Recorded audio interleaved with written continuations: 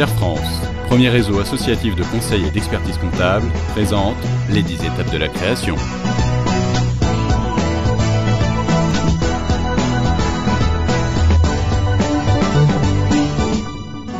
Bonjour, je m'appelle Anaïs. J'aurais besoin de votre aide. Voilà, j'ai bien ficelé mon projet, mais d'après mon business plan, mon apport personnel ne suffit pas pour acheter le matériel et financer la trésorerie. Je voudrais savoir vers quelle banque me tourner.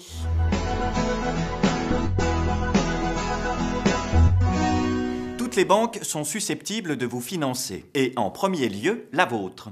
Cependant, pour obtenir un emprunt, je vous conseille de faire le tour des agences pour présenter votre business plan et faire jouer la concurrence. Sur le site de la PCE, grâce à l'application « Contacter les banques », vous pouvez demander un rendez-vous auprès des grandes enseignes bancaires.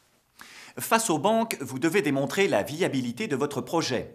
Ensuite, tout dépend de l'ampleur de vos besoins, de votre capacité de remboursement et des garanties que vous proposez. À vous de comparer les services des différents établissements et de négocier les meilleurs taux.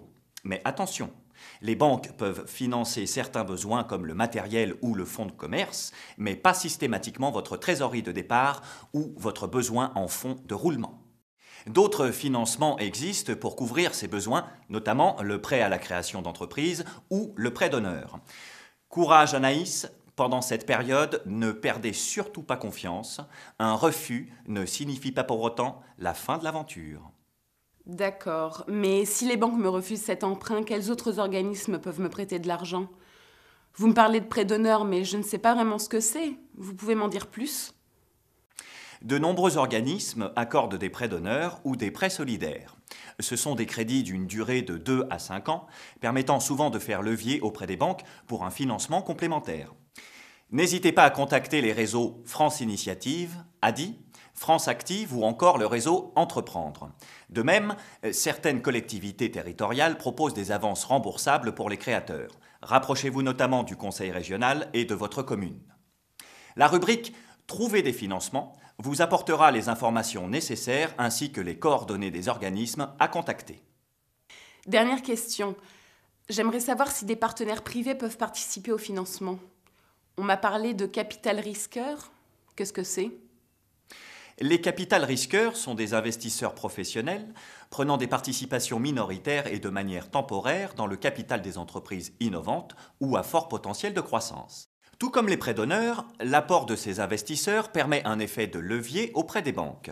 Selon votre projet, différents types d'investisseurs peuvent intervenir.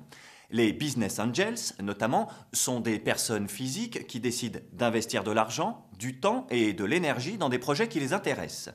Mais il y a aussi les sociétés de capital risque, les fonds de capital risque, les fonds communs de placement ou les fonds d'investissement.